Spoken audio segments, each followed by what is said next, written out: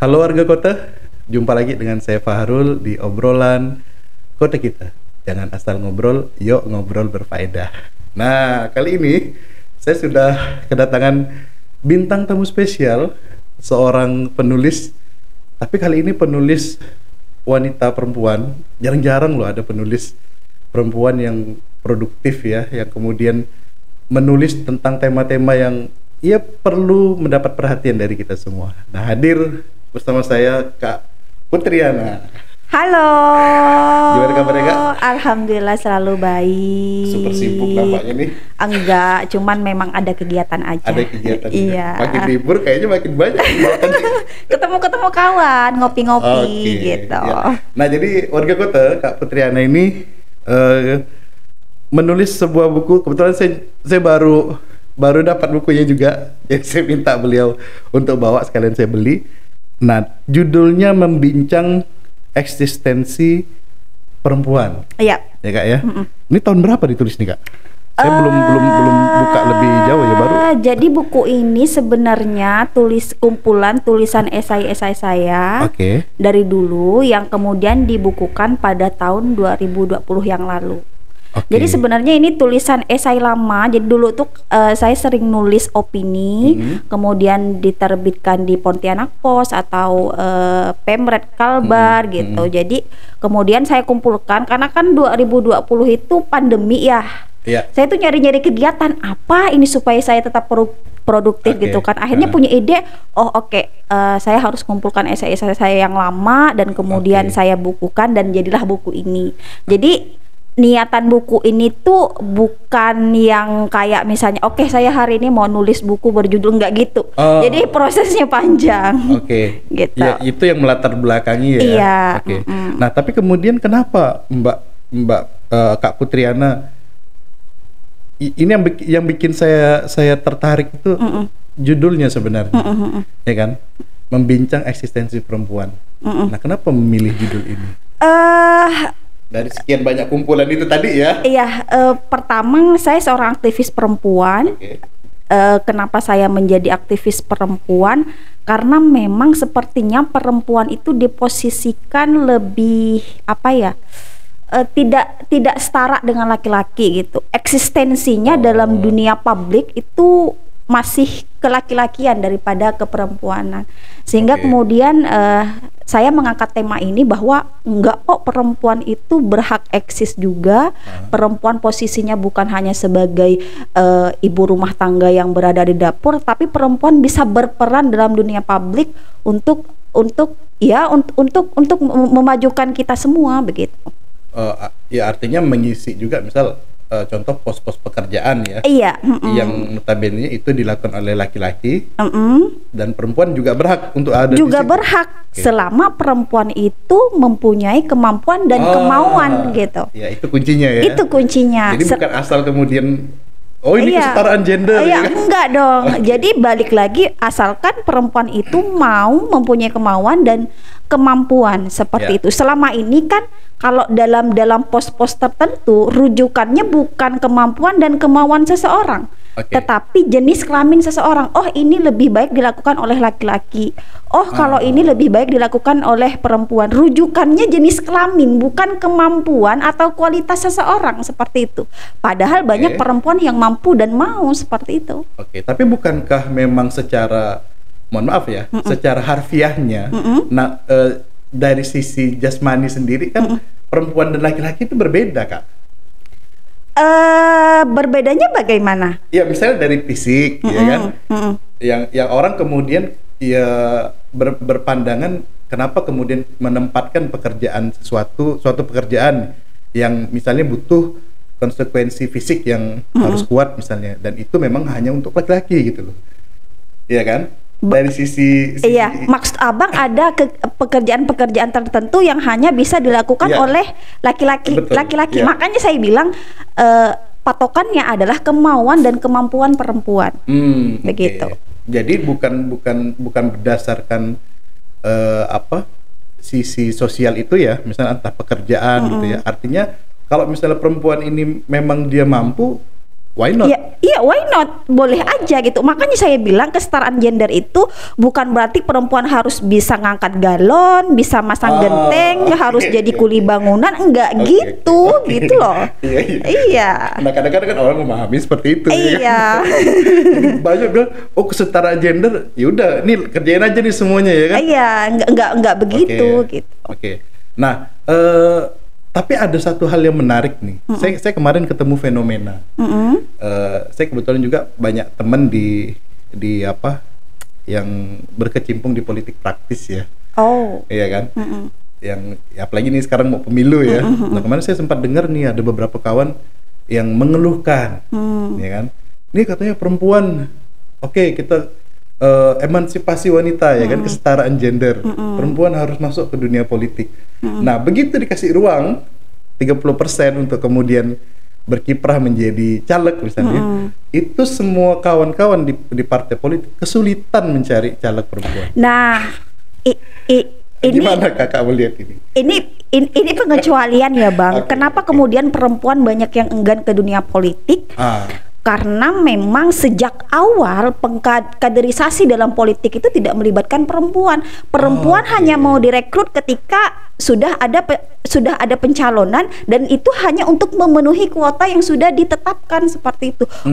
Bukan misalnya dari awal sudah merekrut perempuan, memberikan pendidikan politik kepada perempuan, memberikan pendidikan kepada perempuan bahwa politik itu bukan melulu yang konflik-konflik aja, tapi memang membutuhkan peran substantif dari perempuan seperti itu. Jadi ini kesalahan apa ya? Kesalahan sistem politik kita yang memang sejak awal tidak melibatkan perempuan. Perempuan hanya direkrut hanya untuk dijadikan aksesoris dalam daftar nama calon itu. Makanya saya termasuk salah satu pelapor yang melaporkan banyak parpol yang tidak memenuhi paling sedikit keterwakilan perempuan 30% kepada Bawaslu, dan laporan kami itu diterima oleh Bawaslu, dan Bawaslu Kalbar kemudian memerintahkan KPU Kalbar untuk memperbaiki daftar calon yang tidak memenuhi kuota 30% perempuan begitu.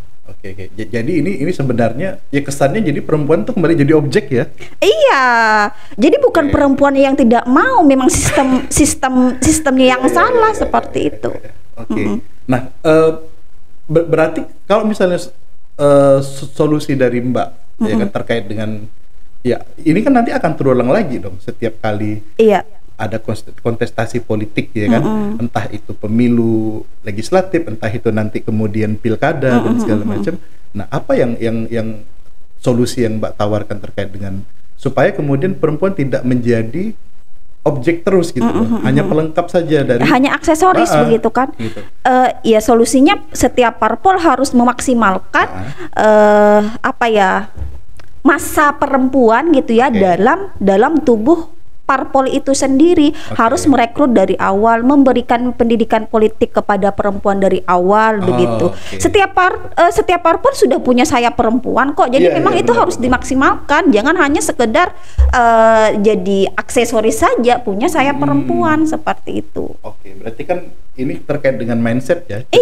Cara memandang bagaimana peran dari perempuan itu. Nah, termasuklah dalam hal kontestasi politik ini. Iya, dan solusi lainnya masyarakat kita juga jangan memberikan sekat kepada perempuan untuk selalu berada di dapur atau di rumah, tapi juga memberikan keleluasaan kepada perempuan untuk berkiprah di publik. Salah satunya misalnya dengan berorganisasi, berpolitik begitu. Nah, itu yang kemudian membuat muncul pertanyaan menggelitik di saya. Kalau kita bicara tentang kita mendorong eksistensi perempuan, tapi persoalannya perempuannya mau nggak eksis kan begitu? Mau kalau misalnya tidak ada hambatan-hambatan dari norma-norma atau budaya kita yang misalnya nih, memang kalau di daerah kita yang sudah kota banget, udah metropolitan seperti ini, tidak menemukan kata-kata misalnya ngapain sih kamu sekolah tinggi-tinggi nanti kembali ke dapur. Tetapi kalau udah di pelosok-pelosok desa, di masyarakat pedalaman. Itu mereka jangankan untuk jangankan untuk kuliah, untuk sekolah SMP saja mereka susah. Jadi saya tuh Bang dulu waktu kuliah, saya tuh waktu KKL itu ditempatkan di Kayong Utara paling ujung, namanya Pelapis. Nah di situ itu anak-anak perempuan tuh setelah lulus SD mereka itu cenderung langsung menikah. Dan kejadiannya bahkan anak tetangga kami kan ditempatkan di rumah Pak Kepala Desa ya. Nah tetangga kami ada anak perempuan gitu yang menikah setelah lulus SD. Oh my God. Alasannya kenapa? Kenapa nggak lanjut? Karena untuk lanjut SMP mesti nyebrang gitu. Mau lanjut SMA mesti nyebrang lebih jauh lagi gitu. Jadi kejadian di pedalaman itu seperti itu. Iya kalau misalnya kita yang di kota melihat banyak perempuan udah eksis, banyak perempuan udah berbicara di publik, banyak perempuan udah kuliah. Bahkan saya mengajar di kelas-kelas yang mayoritas diisi oleh perempuan gitu kan. Tetapi kalau misalnya kita lihat ke pedalaman di desa-desa nggak seperti itu begitu. Jadi itu masih jadi problematika. Masih jadi problem sebenarnya. Kalau kita lihat data juga kan perempuan itu rata-rata pendidikan perempuan itu hanya sampai pada kelas 2 SMP. Di Kalbar. Untuk kasus se-Indonesia. Se-Indonesia. Iya. Berarti sedikit sekali yang kemudian kita bisa lihat perempuan sampai ke jenjang perguruan tinggi, apalagi S2, S3. Iya benar. Ya kan? Tetapi memang ada peningkatan tidak seburuk yang dulu, tapi sekarang memang ada peningkatan, perempuan sudah mau mulai berpendidikan tinggi seperti itu. Nah saya coba mengulik sedikit nih isi bukunya Mbak ya. Iya. Nah ini kan ada banyak, tadi Mbak bilang tulisan-tulisan ya. Nah dari sekian banyak kumpulan tulisan ini, yang mana yang paling berkesan menurut Mbak gitu loh? Mungkin ada pengalaman khusus dari, karena saya belum baca nih, nanti saya mungkin akan baca dan kita mungkin akan diskusi nanti lah lebih dalam. Yang paling saya suka yang judul tentang Kartini. Kartini, kenapa tuh? Tentang Hari Kartini. Itu berkesan bagi Mbak. Iya, saya di situ. Yang 91 ya? Raden Ayu Kartini dan Inspirasi. Bukan, di atasnya lagi. Yang mana tuh? Di daftar isi. Bentar, kita cek dulu. Rutinitas Hari Kartini yang menjemukan. Oke. Iya, halaman 15 nih. Tulisan ketiga ya. Berkesan karena memang di situ saya menggebu-gebu mengkritisi proses perayaan Hari Kartini yang sebenarnya itu tidak dikehendaki oleh Kartini kalau misalnya Kartini masih hidup. Kenapa? Karena seharusnya Hari Kartini itu dirayakan dengan semangat kesetaraan, kemerdekaan pembebasan perempuan, tetapi di kita Hari Kartini malah jadi peragaan busana ya? Dipestakan dengan lomba masak, lomba berkebaya dan lain sebagainya. Padahal maksud Kartini pembebasan perempuan itu bukan itu gitu. Jadi Kartini itu hanya dilihat oleh masyarakat kita ya, hanya dilihat dari tampilan fisiknya, bukan pikirannya. Seperti itu. Pikiran Kartini kan perempuan harus bebas, perempuan tidak boleh dipoligami, perempuan harus berpendidikan. Makanya kemudian dia bangun sekolah kan, yang kemudian merekrut banyak anak perempuan untuk sekolah.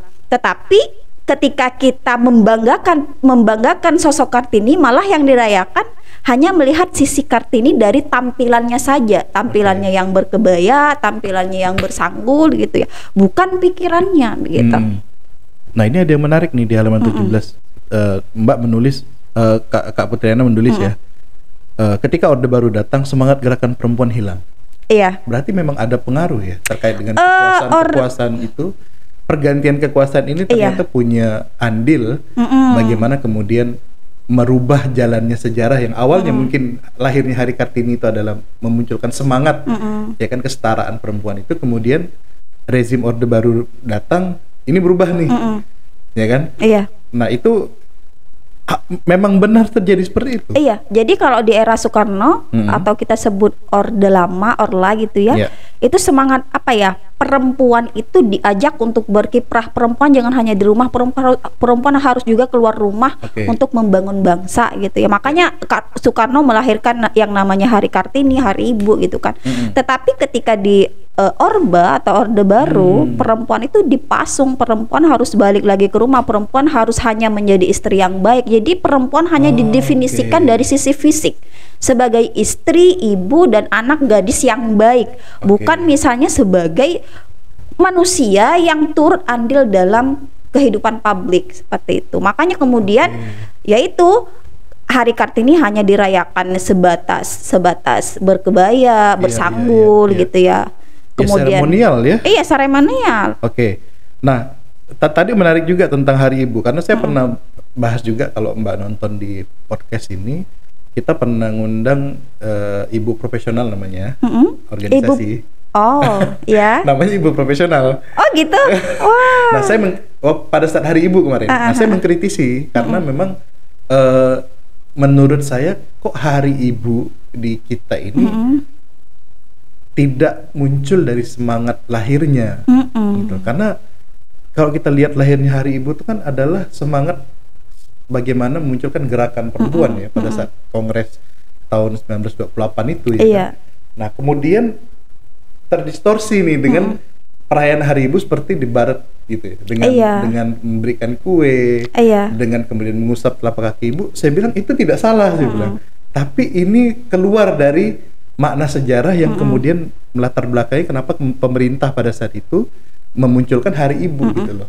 Nah, bagaimana Mbak melihat itu? Iya, itu juga termasuk yang saya kritisi ya. Kenapa Hari Ibu seakan-akan dirayakan seperti Mother's Day yang ada di Barat, yang hanya misalnya beli bunga dan kemudian dikasih ke ibu. Padahal esensi Hari Ibu, lahirnya Hari Ibu di Indonesia itu adalah untuk mengenang para pahlawan perempuan yang pernah berjasa untuk bangsa kita, seperti itu. Makanya perayaannya bukan seperti Mother's Day. Hari Ibu Nasional itu bukan Mother's Day gitu aja.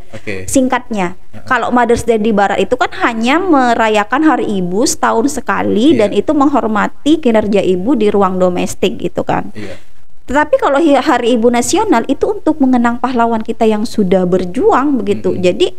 Jadi perayaannya idealnya tidak sekedar menghadiahi ibu dengan bunga seperti yang dilakukan oleh orang-orang Barat, tetapi kita rayakan dengan misalnya Hari Kebangkitan Perempuan Indonesia. Makanya ketika Hari Ibu saya selalu bilang selamat Hari Ibu, selamat Hari Kebangkitan Perempuan Indonesia. Berarti penamaan harinya mungkin harus mulai kita biasakan ya. Seharusnya. Ya kan? Iya. Kalau ya mudah-mudahan pemerintah mestinya lebih apa ya kan ada kementerian ya, Kementerian Perempuan yang harusnya melihat itu, harusnya menginformasikan itu seperti itu kan? Karena di Indonesia sudah se-Indonesia merayakan Hari Ibu seperti Mother's Day, padahal idealnya tidak seperti itu gitu. Dan dampaknya saya sendiri merasakan loh Kak, artinya kan dampaknya kemudian seperti perempuan itu kayak ya ibaratnya betul-betul manusia yang lemah jadinya. Iya kan? Dan hanya seakan-akan peran ibu di dapur saja. Gitu. Betul. Padahal di balik itu ada perjalanan panjang. Ada perjalanan panjang dan perempuan perannya tidak hanya di situ seperti itu. Itu berarti tadi tulisan yang rutinitas Hari Kartini ya. Saya setuju dengan ini. Dan kayaknya perlu ada gerakan yang supaya membuat karena kan ini pemerintah ya. Ini kan kaitannya nanti kebijakan kan.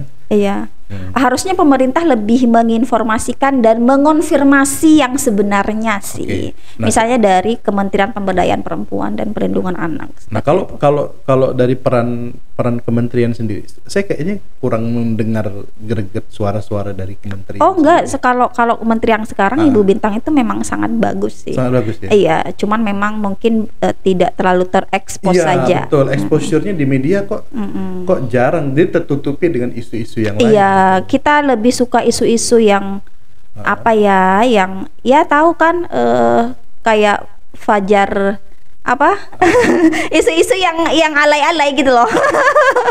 Media sosial kita lebih dipenuhi oleh itu, sehingga kemudian yang muncul di beranda kita itu aja gitu. Apalagi TikTok segala macam kan udah kalah lah dengan isu-isu yang isu-isu yang viral, yang berada di atas hanya isu-isu misalnya pelakor atau apa gitu.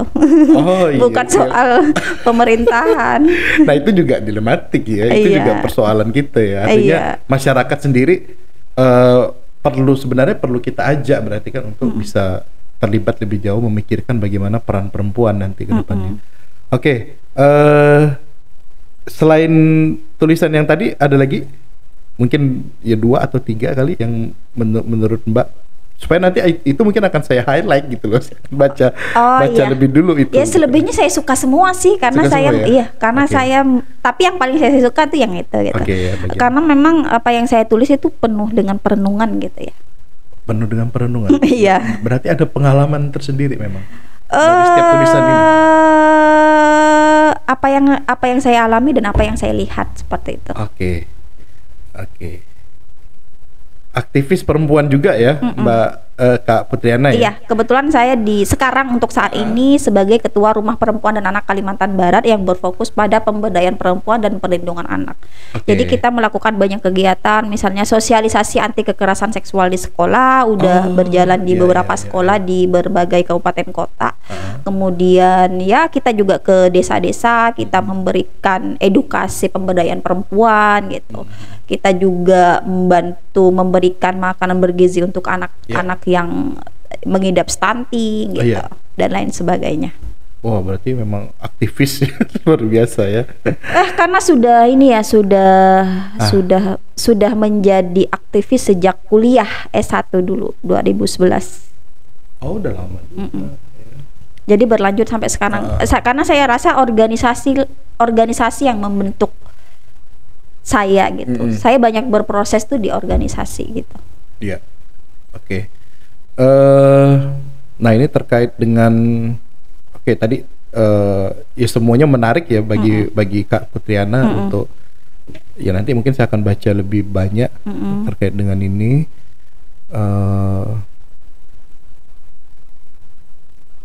Bentar, kita coba cek dulu nih daftar isinya nih, karena ini ada yang menarik juga yang terakhir nih.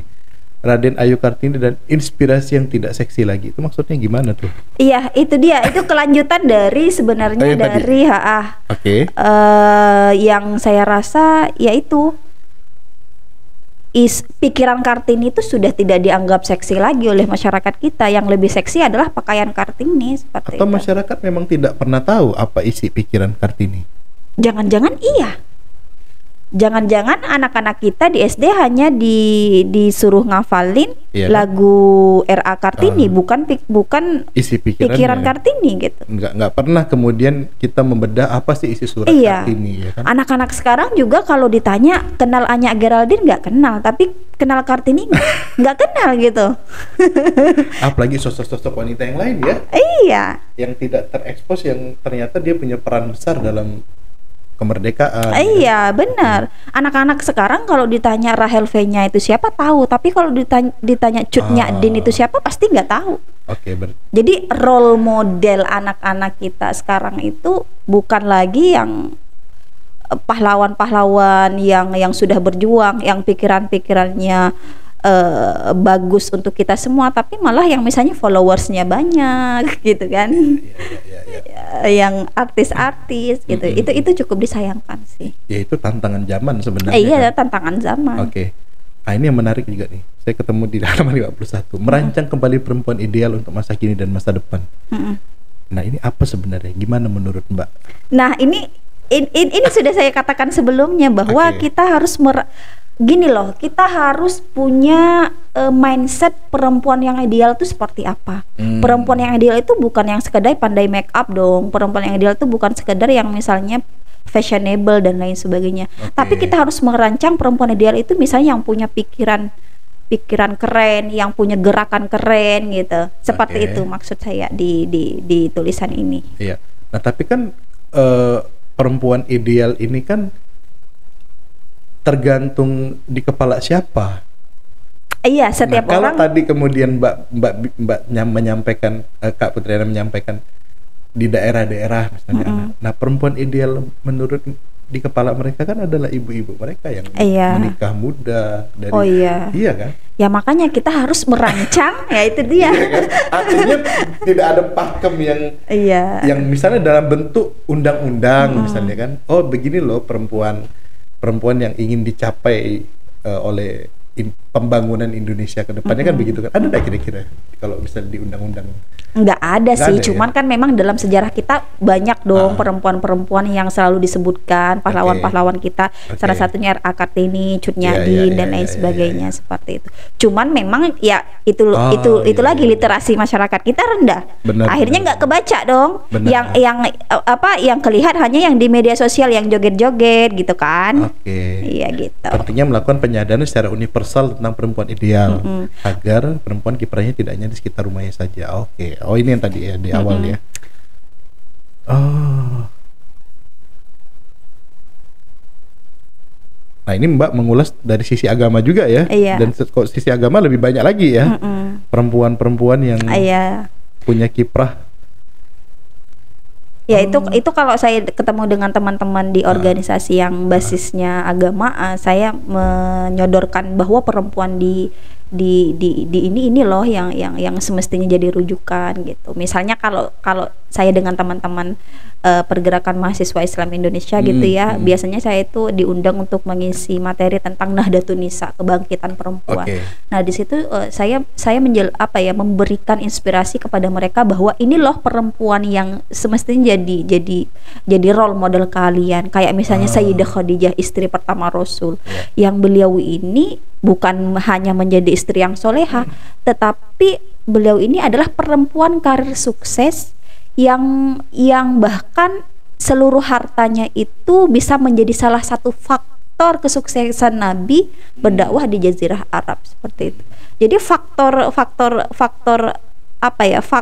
harta yang dimiliki oleh Sayyidah Khadijah lah yang kemudian bisa membantu keberhasilan dakwahnya Rasul di Jazirah Arab. Jadi peran perempuan untuk berperan ikut menjadi perempuan karir itu juga penting seperti itu.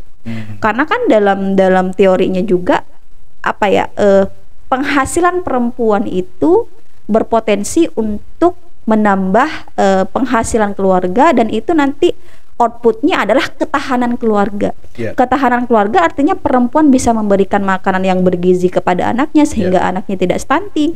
Perempuan bisa memberikan pendidikan dan fasilitas kesehatan yang bagus untuk anaknya, begitu dan lain sebagainya. Seperti itu. Nah, artinya begini, mungkin kalau saya melihatnya berarti perlu banyak pajangan-pajangan role model sebenarnya. Karena kan mereka dengan backgroundnya masing-masing nih. Tadi Kak Putriana bilang ini ada santri perempuan. Nah, siapa role model yang akan kita majukan kan begitu kan? Ini ada dosen akademisi. Nah, siapa role model ini yang akan kita majukan? Bisa juga seperti itu. Iya kan? Jadi anak-anak remaja kita tidak hanya disuguhi oleh konten-konten yang itu tadi, perempuan yang hanya joget-joget dan lain sebagainya, tapi juga dengan konten-konten bahwa ini loh perempuan yang pernah hadir dalam sejarah kita yang itu patut dijadikan role model gitu. Nah, menyinggung tadi terkait konten, nah ini ada yang menarik nih kan, ulah perempuan di media sosial. Ini saya agak tergelitik dengan judulnya ini kan. Nah, boleh cerita Mbak gimana nih inspirasi menulis ini? Ulah perempuan di media sosial. Coba Abang bacakan. Kalau kata ulah tuh kan biasanya konotasinya negatif gitu kan. Coba Abang bacakan yang tulisannya besar. Yang tulisannya besar, adalah salah satu dari ketidakadilan gender ketika masyarakat hanya menyalahkan pelakor. Dengan tidak melibatkan sang laki-laki sebagai bagian dari aktor. Jadi saya tuh merasa sedih ketika ada kasus pelakoran, tetapi yang diserang tuh hanya perempuan dan yang nyerang itu perempuan juga gitu loh, Bang. Abang sadar nggak sih kalau misalnya ada perselingkuhan gitu ya, itu yang disalahin kok malah hanya perempuan, padahal yang turut menjadi aktor itu yang si laki-laki juga. Kenapa dia mau selingkuh gitu? Jadi yang sebenarnya yang salah ini dua pihak, tetapi kenapa masyarakat kita, terutama perempuan, hanya menyerang si perempuan? Kenapa yang harus bermoral hanya perempuan gitu loh, Bang? Gitu. Itu saya tulis waktu kejadian pelaporan yang pertama, yang abang mungkin masih ingat, yang dia si istri pertamanya itu dia itu kayak buang-buang duit ke muka si pelakornya, dan masyarakat. Oh, itu istilah pertama muncul. Iya, ya kan? itu kan istilah pertama kali muncul pelakor. Benar, Di kejadian itulah istilah pelakor itu muncul kan. Dan sementara di video itu kan, kalau kita lihat si suaminya cuma duduk-duduk aja, tetapi yang disalahin sama si istrinya, yang si selingkuhannya saja. Dan kemudian masyarakat kita juga ikut terseret ke arus itu ya. Dan hanya menyerang si sosok perempuan saja, tidak menyerang si sosok laki-lakinya. Dan itu kembali kejadian-kejadian dengan kasus-kasus berikutnya begitu. Jadi saya kasihan aja dengan perempuan yang selalu dibebankan untuk yang selalu bermoral gitu. Ya, giliran laki-laki selingkuh, yang salahnya perempuan gitu. Padahal keduanya sama-sama terlibat gitu loh. Tapi kenapa tidak ada istilah perebut istri orang kan gitu? Ada istilahnya tapi kurang familiar kan, pebitor namanya, perebut bini orang, tapi nggak se-viral pelakor. Kenapa? Karena itu mindset masyarakat kita bahwa perempuan lah yang lebih salah gitu.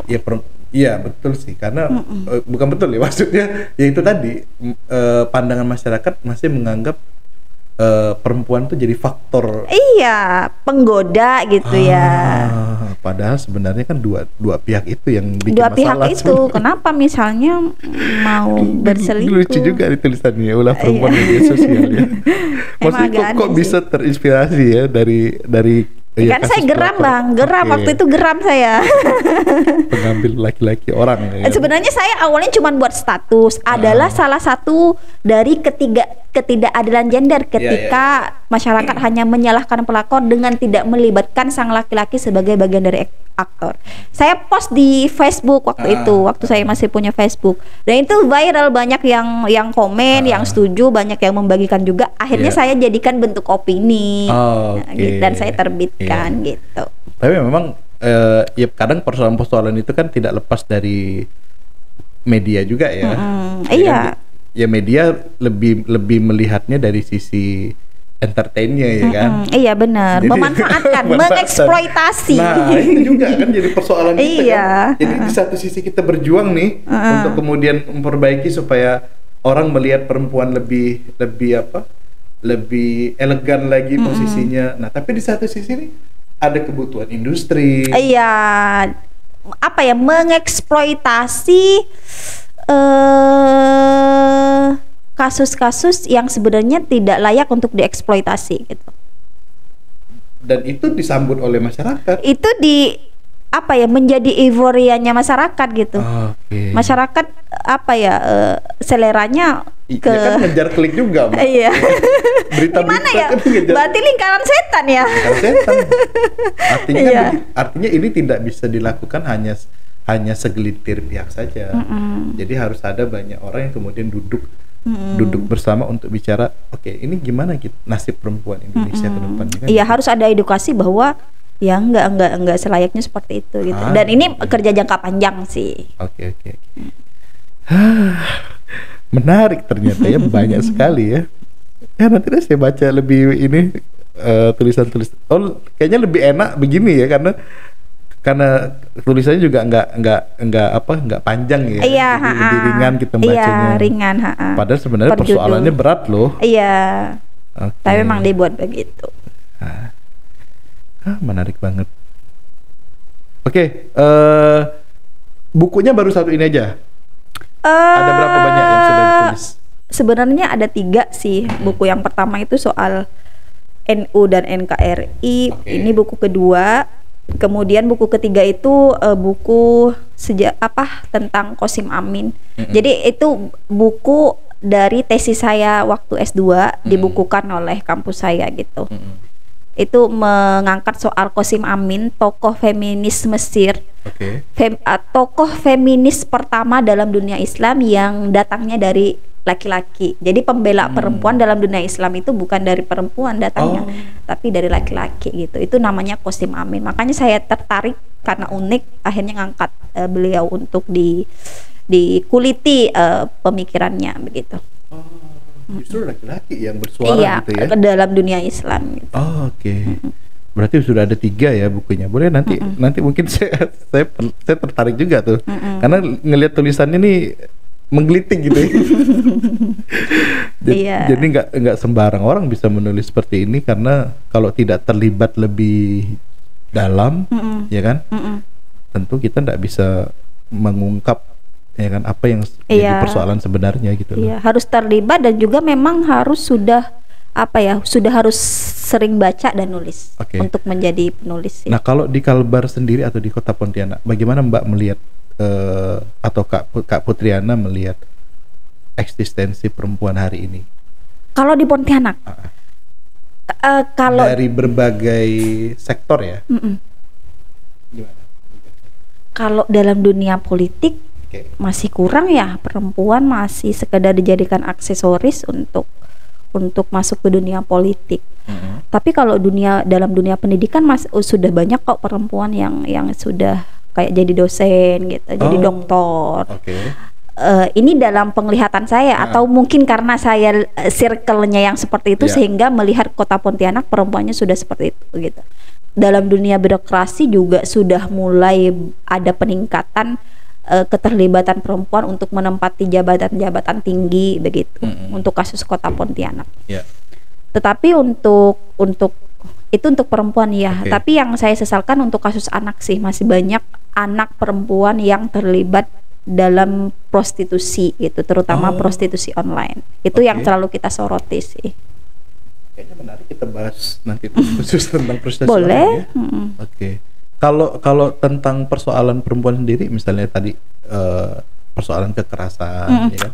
Kalau di Pontianak termasuk banyak ya, pelecehan, perdagangan orang. Itu terjadi juga. Pontianak itu termasuk salah satu tempat transit untuk kasus-kasus TPPO, tindak pidana perdagangan orang. Kemarin tuh ada satu Kalbar. film loh, film yang lagi naik. Nggak tahu udah selesai atau belum filmnya. Film apa bang? Kisah nyata tentang perdagangan orang. Iya. Ternyata itu terjadi. Pontianak, Kalbar jadi tempat transit TPPO kan, tindak pidana perdagangan orang. Jadi memang ya rentan kalau di Pontianak untuk kasus-kasus TPPO gitu. Kasusnya masif. Apa? Masif kasusnya, banyak. Ya banyak sih menurut pengakuan teman-teman yang sudah banyak terlibat dengan kasus-kasus semacam itu. Ini menarik nih kayaknya. Nanti mungkin kita akan bahas khusus. Bisa. Kita undang Kak Putriana lagi ya. Kita bicara tentang, ini kan saya fokus ke bukunya ya. Karena saya tertarik melihat buku ini. Nanti mungkin kita bahas lebih detail tentang bagaimana kondisi dunia perempuan dan anak, terutama kekerasan, karena itu jadi persoalan ya. Ini yang terakhir nih kayaknya. Apa harapan Mbak atau Kak Putriana untuk terutama generasi muda kita lah, perempuan ya kan, hari ini yang nanti mereka akan mungkin hari di sekolah, kuliah, yang nanti mereka akan bertemu dengan kehidupan yang real. Kadang kalau di sekolah, di kampus itu kan mereka melihatnya hanya belajar ya kan? Nah begitu mereka selesai dari proses pendidikan itu kan baru ketemu nih realitanya, kehidupannya. Nah jangan sampai kemudian apa yang sudah mereka dapat di sekolah itu kemudian hilang begitu saja ketika ketemu dengan realita. Balik lagi, udahlah kau nikah aja, kau kawin aja, misalnya balik kampung atau gimana. Nah bagaimana Kak Putriana melihat itu, dan apa yang harus dilakukan oleh adik-adik kita lah, atau generasi muda kita? Generasi muda perempuan ya. Betul.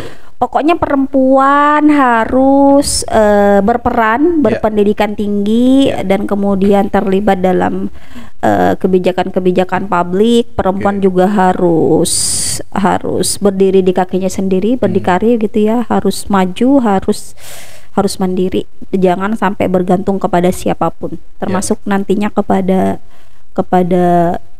suami dan lain sebagainya. Karena perempuan yaitu harus hidup dengan dirinya sendiri. Ya, artinya meningkatkan kapasitas diri. Iya, jangan sampai bergantung kepada orang lain. Oke. Sip, mantap. Makasih Bang. Makasih banyak nih. Makasih Kak juga Putriana. sudah diundang. Ya senang Sudah banget mau- diundang ke sudah mau- obrolan kota kita. Sudah mau datang di obrolan kota kita. Nanti kita ngobrol lagi ya. Siap, kita Tentang- bahas soal tentang dunia yang kekerasan ya, itu agak terhadap sensitif, perempuan. tapi Iya. nggak apa-apa sih, sekali-sekali kita coba buka. Iya, harus diungkap. Diungkap itu, ya kan, supaya masyarakat juga tahu kan bahwa Iya. ternyata kita tidak sedang baik-baik Iya, saja. benar. Kan begitu. Oke, sekali lagi makasih banyak Mbak. Ya Kak sama-sama Bang, Putriana. saya juga senang banget diundang ke sini. Iya, makasih. Bukunya juga udah saya beli nih, dan nanti kita akan baca lebih banyak lagi lah tulisan-tulisan yang menarik. Oke, warga kota, itu tadi obrolan kota kita dengan Kak Putriana seputar buku Bincang Eksistensi Perempuan. Mudah-mudahan menginspirasi warga kota sekalian. Itu saja, Pak Harul pamit. Kita ketemu lagi di obrolan kota kita berikutnya. Dadah. Dah.